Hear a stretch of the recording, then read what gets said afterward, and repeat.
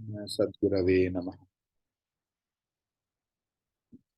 हम लोग भगवत गीता की अंतिम पर्याय में पहुंच चुके हैं। आज हम लोग प्रथम अध्याय की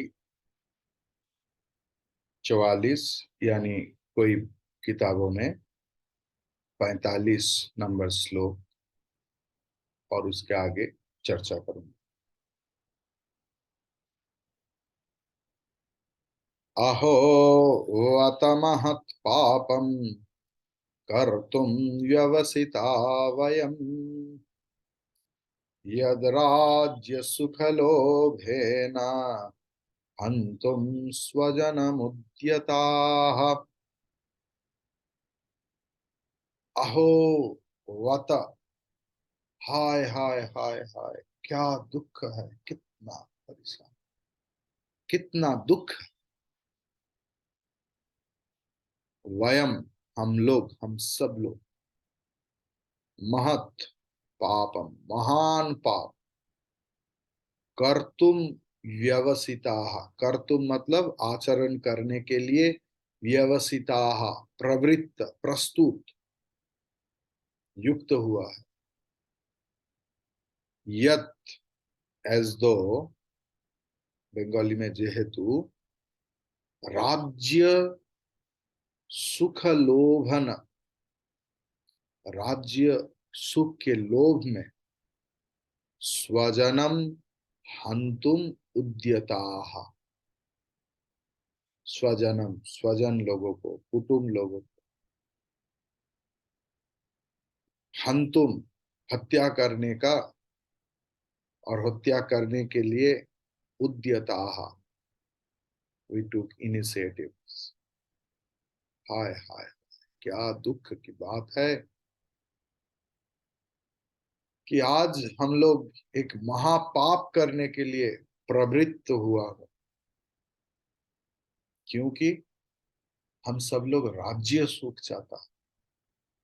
किसके परिवर्त में? सारे अपने लोगों को हत्या कर। सवाल,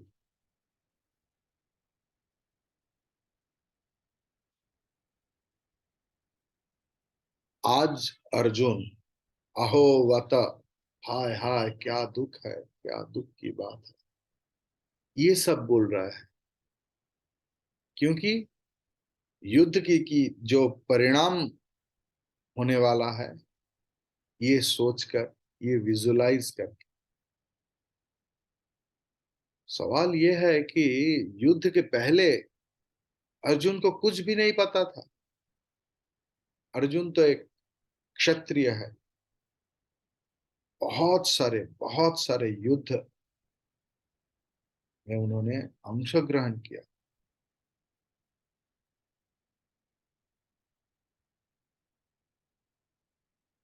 और ये जो युद्ध होने वाला है, इसमें सारे कुटुंब, अपना लोग, स्वजन, ये लोग इकट्ठा होंगे। ये क्या अर्जुन को पता नहीं था? अगर पता था तो फिर आया क्यों? अगर आया तो ऐसे शब्द युद्ध क्षेत्र में क्यों बोल रहे हैं?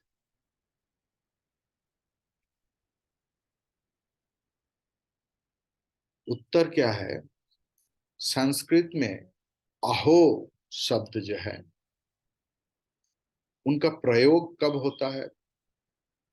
न जब ये पता चलता है कि ये दोष, ये गुनाह, ये भूल, ये गलती मुझसे हुआ है, कुछ दूसरों से नहीं,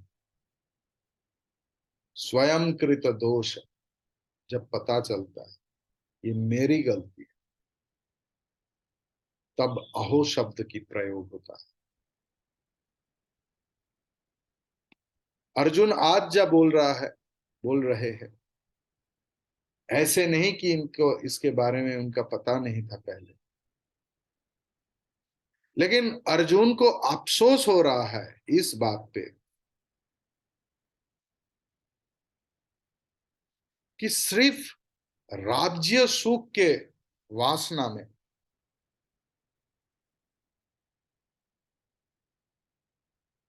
कैसे ये सच्चाई उन्होंने भूल गया था।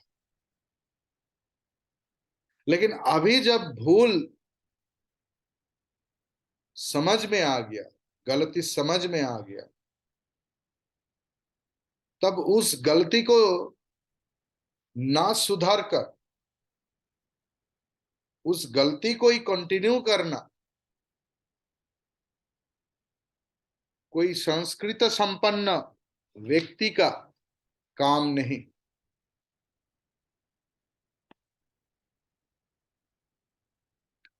ये जो अहोवत,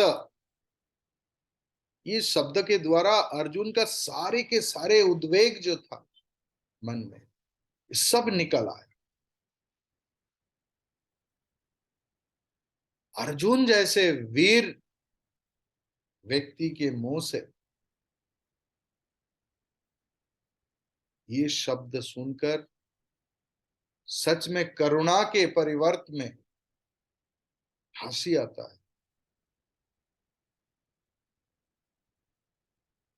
क्योंकि अर्जुन ने अपने आत्मविश्वास को पूरी तरह से खो दिया। इसके मतलब जीवन में जब प्रतिकूल परिस्थिति आता है, इसे जय करने की परिवर्त में अर्जुन ने नियति का, अपने भाग्य का, दुर्भाग्य का दासत्व स्वीकार कर लिया।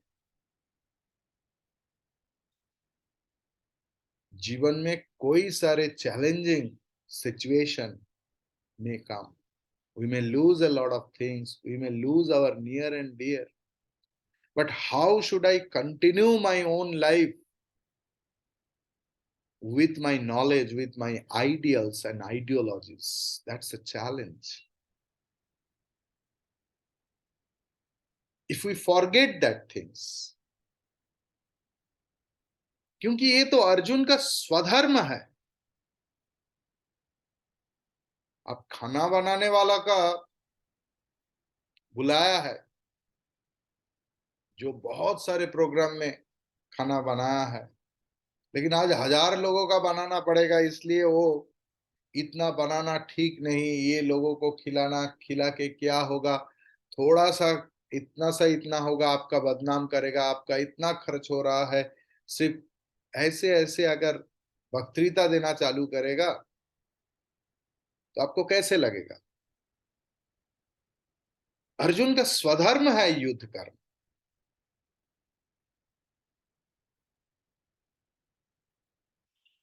युद्ध जय करने की आत्मविश्वास की परिवर्त में एक भीरू कापुरुष व्यक्ति की आक्षेप सुनाई दे रहा है अर्जुन का। ये जो मानसिक वैकल्य है, मानसिक विकलता,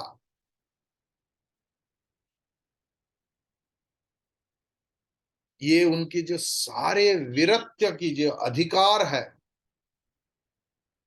उनके सिर पर एक मुकुट तो लगाया वो, लेकिन वो खिलौना है, मुकुट नहीं, माया मरीचिका वध। सिर्फ अपना दुर्बलता को छुपाने के लिए अर्जुन इसी परिस्थिति में महान होने का कोशिश कर रहा है, और उस कोशिश में सारे शास्त्र का युक्ति प्रतिष्ठित करने का कोशिश कर रहा है। और धर्म युद्ध का जो लक्ष्य है,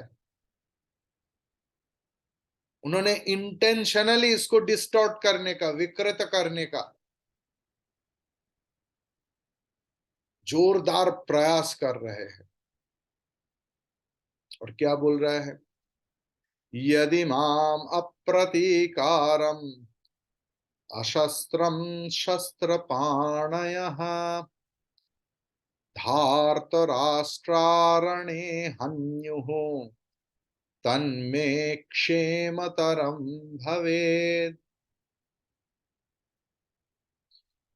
उसका मतलब क्या? वर्ड फॉर वर्ड मीनिंग, यदि अगर अप्रतिकारम, मैं कुछ प्रतिकार नहीं करूंगा, मुझे मार रहा है, मैं खड़ा रहूंगा, नहीं तो ये गाल दे दूंगा, मारो। अप्रतिकार। अशस्त्रम, मैं कोई भी अस्त्र शस्त्र नहीं उठाऊंगा। माम शस्त्रपाणयः, मुझे शस्त्रपाणयः धातराष्ट्राः, धृतराष्ट्र के पुत्रगण जो अस्त्र शस्त्र हाथ में लेकर सुसज्जित हुआ है युद्ध करने के लिए, अगर वो लोग रणे माम हन्युहु, रणे मन युद्ध में, माम मुझे, हन्युहु हत्या भी करे, तत् उसके पश्चात भी, मैं क्षेमतरम भवे, मैं ये मेरे लिए क्षेमतर, अधिकतर कल्याणकर भवेत होगा। अगर मैं प्रतिकार विमुख हूं, मैं युद्ध नहीं करूंगा, मैं हाथ में एक भी अस्त्र शस्त्र नहीं उठाऊंगा, ये मैं बोल दूंगा, इसके पश्चात भी अगर धृतराष्ट्र की पुत्रगण अस्त्र शस्त्र लेकर मुझे हत्या कर दे, तो मुझे कोई आक्षेप नहीं, ये मरण मेरे लिए कल्याणकर है।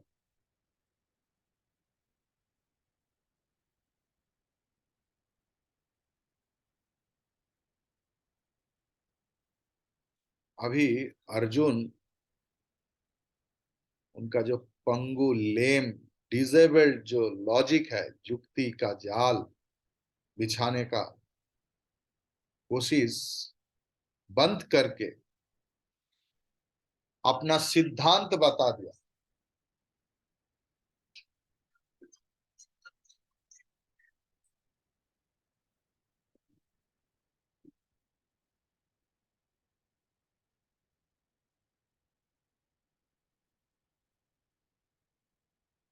अभी अर्जुन अपना सिद्धांत को बता दिया।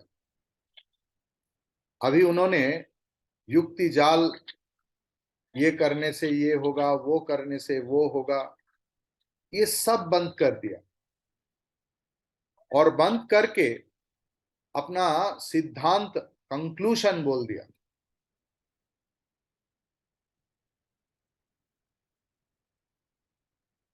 कि स्वजन कुटुंब को हत्या करने से खुद उन लोगों के हाथ में मर जाना अच्छा है। अर्जुन के शब्द में एक शब्द क्षेम, ये बहुत ही तात्पर्यपूर्ण है। क्षेम की अर्थ है जागतिक लाभ, इस इधर, योगक्षेम वाला नहीं। हाँ, थोड़ा मिलता जुलता है, लेकिन फिर भी क्षेम का मतलब जागतिक लाभ और उनका रक्षण।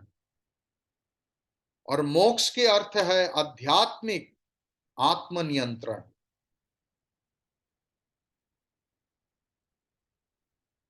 ऐसे सही कि अर्जुन ने युद्ध विरोधी युक्ति को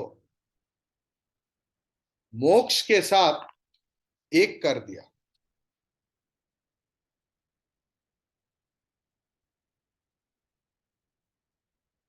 और उन्होंने प्रमाण करने जा रहा था, करने का कोशिश किया कि ये युद्ध विरोधी और मोक्ष समार्थक है। लेकिन फिर भी देखिए, इसके अलावा भी अगर अर्जुन का वक्तव्य आप जांच करेंगे तो आप देखेंगे कि अर्जुन जागतिक जो लाभ है उनके प्रति झुक गया।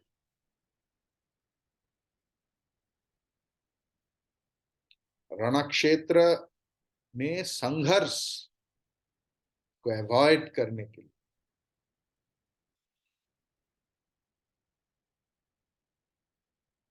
युद्ध की जो भयंकर परिणाम है, वो परिणाम ने अर्जुन को नीति भ्रष्ट कर दिया।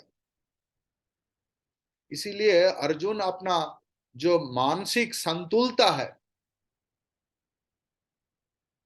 वो खो चुके थे। सवाल है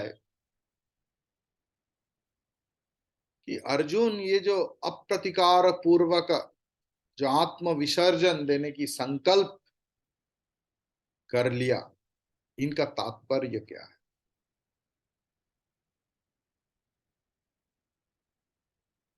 ये प्रतिकार के मतलब क्या है?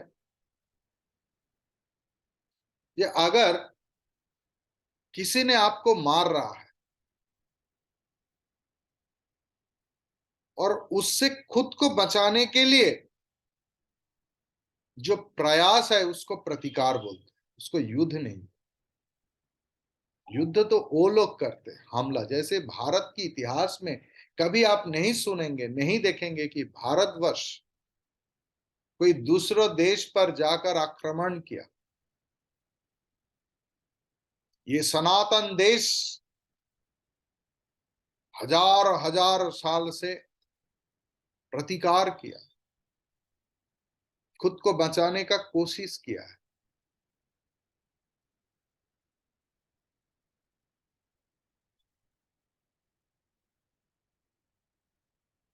और इस प्रतिकार और दो शब्द है, एक प्रतिरोध।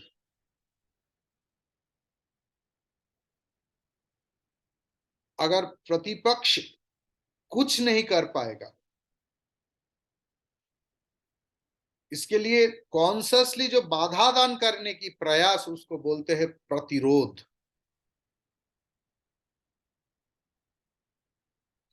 ये जो दुर्योधन आदि धृतराष्ट्र पुत्रगण जो थे, ये सारे लोग पांडवों की नुकसान पहुंचाने के लिए थोड़ा सा भी फाक नहीं रखा। हर तरीका से कोशिश किया कि उनके नुकसान पहुंचे। लेकिन आज इसी परिस्थिति में जो बहुत दिनों से परिकल्पना हुआ कि धर्म की प्रतिष्ठा के लिए ये धर्म युद्ध की आवश्यकता है, ये लोभ के लिए नहीं, प्रतिहिंसा के लिए नहीं, बल्कि धर्म प्रतिष्ठा के लिए ये युद्ध है। लेकिन आज धर्म युद्ध में खड़ा होकर, युद्ध क्षेत्र में, रणांगन में खड़ा होकर अर्जुन ये क्या बोल रहा है? अर्जुन का ये मनस्थिति करुणा की उद्रेक होता है हमारे मन में।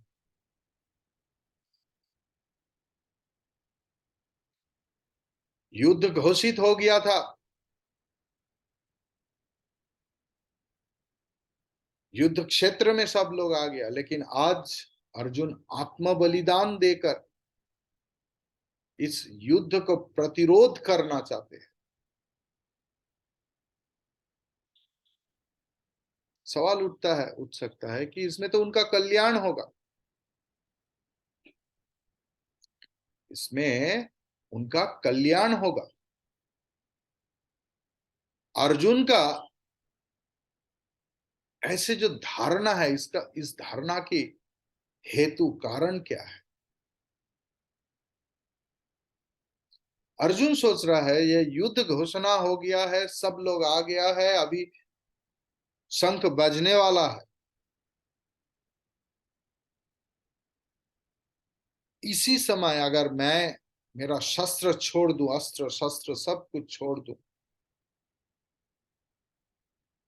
तो हमारे जो प्रतिपक्ष है वो भी अस्त्र छोड़ सकते हैं। तो हमारा कुल का रक्षा होगा, कुल धर्म का रक्षा होगा। रमणी कुल नारी का चरित्र कलंक मुक्त रहेगा, पवित्र रहेगा। पिंड उदकादि जो श्राद्ध कर्म है, पारलौकिक कर्म क्रिया, ये भी कंटिन्यूड रहेगा। नियत जो नरकवास की संभावना है वो भी नहीं रहेगा।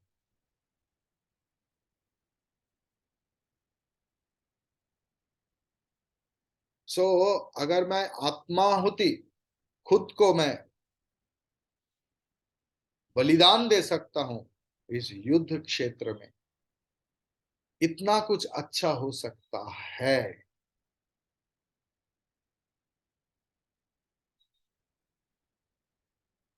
अगर मैं नहीं तो, अगर अस्त्र छोड़ने के बाद भी धृतराष्ट्र के पुत्रगण मुझे मार दिया जाए, उसमें भी मेरा कल्याण है। क्योंकि जो निश्चेष्ट है, युद्ध का नियम है बूढ़ा, स्त्री, शिशु और निरस्त्र के ऊपर अस्त्र या शस्त्र चालना करना पाप है युद्ध नीति के अनुसार। तो मैं तो कुछ चेष्टा भी नहीं करूंगा, मैं अस्त्र शस्त्र कुछ नहीं उठा। ऐसे निश्चेष्ट व्यक्ति को मारने के बाद भी तो उनका मन में कुछ खराब लग सकता है, और उसी भावना से वो लोग युद्ध से विरत रहेगा।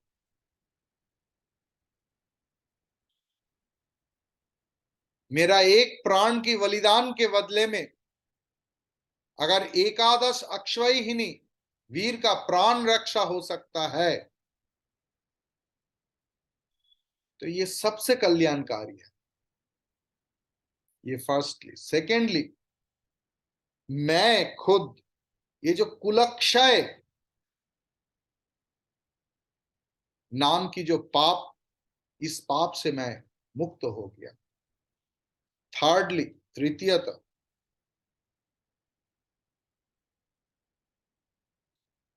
स्वजन निधन की जो शोक है, उस शोक से भी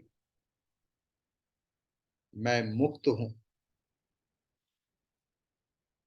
ये सारे के सारे चिंतन करके मैं आत्म बलिदान की सिद्धांत लिया, क्योंकि यही मेरे दृष्टि में श्रेष्ठ पथ है।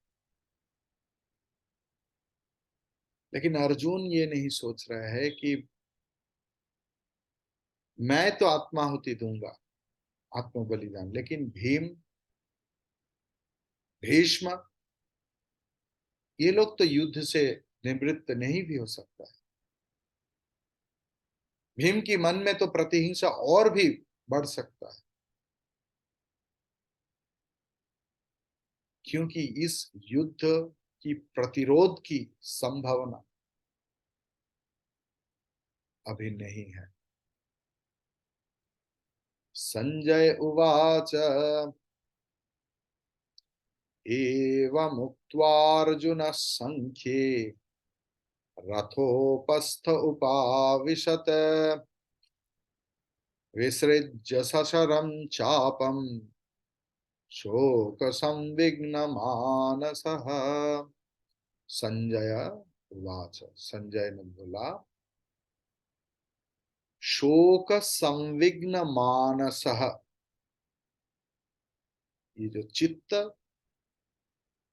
पूरा के पूरा शोक में विह्वल हो गया, मलिन हो गया, क्लांत हो गया, परिश्रांत हो।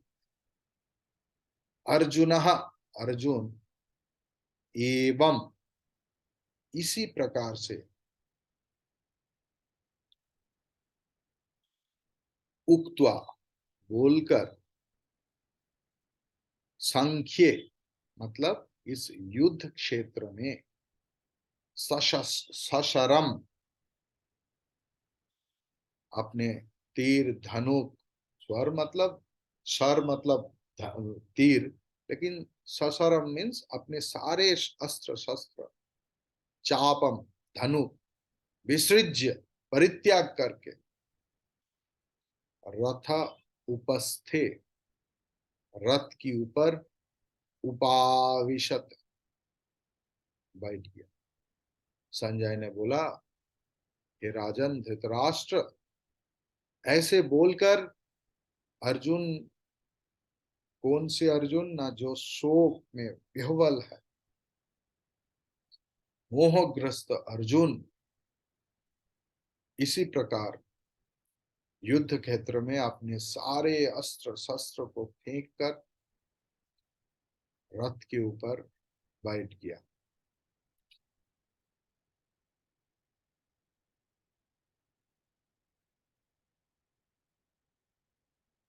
संजय की मुंह में जो धारा विवरणी है, यही है प्रथम अध्याय की अंतिम श्लोक।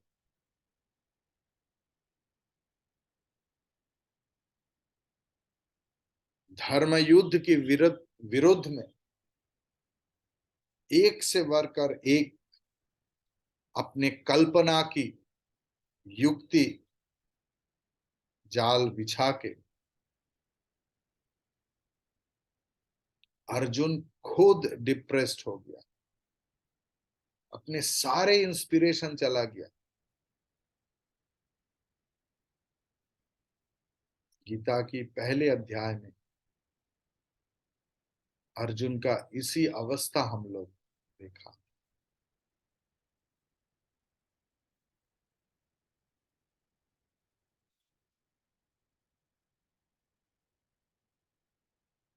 अभी सवाल उठ सकता है कि इतने सारे सुनने के बाद भी ये संजय की जो बात आया, संजय उवाच एवं उक्त्वा अर्जुन संख्ये, ये सब बोलने का जरूरत क्या था?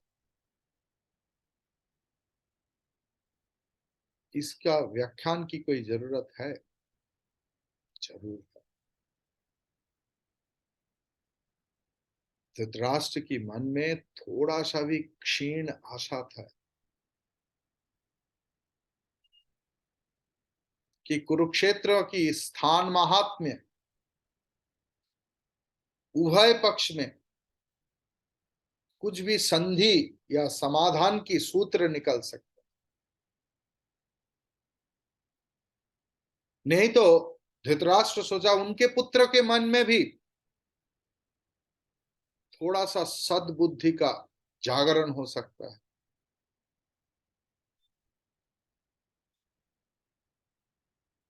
संजय ने धृतराष्ट्र को अर्जुन का ये शोक युक्त मन की अवस्था के बारे में जो वर्णन किया, वर्णना दिया, वर्णन किया, इसमें परिष्कार हो गया कि ऐसे जो धृतराष्ट्र सोचा था वो कुछ भी नहीं। कुरुक्षेत्र की स्थान महात्मा में थोड़ा सा भी परिवर्तन नहीं आया।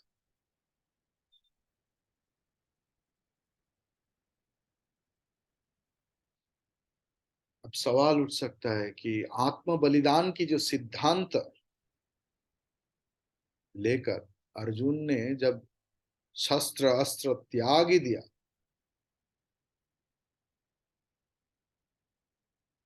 तब तो मन में शोक रहने का कोई युक्ति नहीं, छोड़ दिया तो और शोक करने का जरूरत क्या? लेकिन फिर भी शोक विह्वल अर्जुन, मेरा हो गया भाई, चलो वापस चलो, लेकिन ऐसे करके शोक विह्वल होकर रथ के ऊपर बैठ गया, इसका अर्थ क्या है?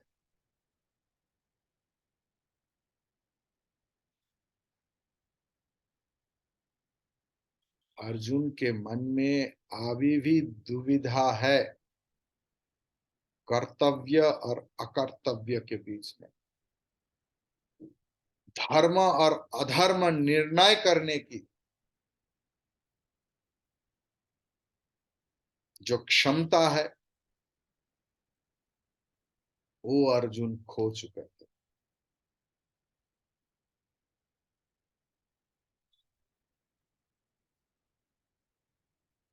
हम लोग सेकेंड चैप्टर द्वितीय अध्याय की चर्चा जब करूंगा, तब देखूंगा कि अर्जुन कॉन्फेस कर रहा है, स्वीकारोक्ति कर रहा है, उसमें ही पता चल जाएगा।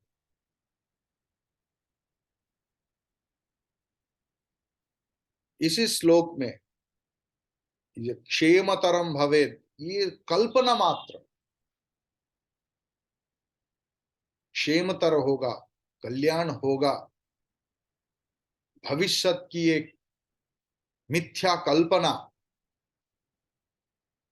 हम लोग देखेंगे कि द्वितीय अध्याय में कहां चला गया। तब उन्होंने श्री कृष्ण के चरण प्रांत में आत्मसमर्पण करके शिष्य बन जाएगा।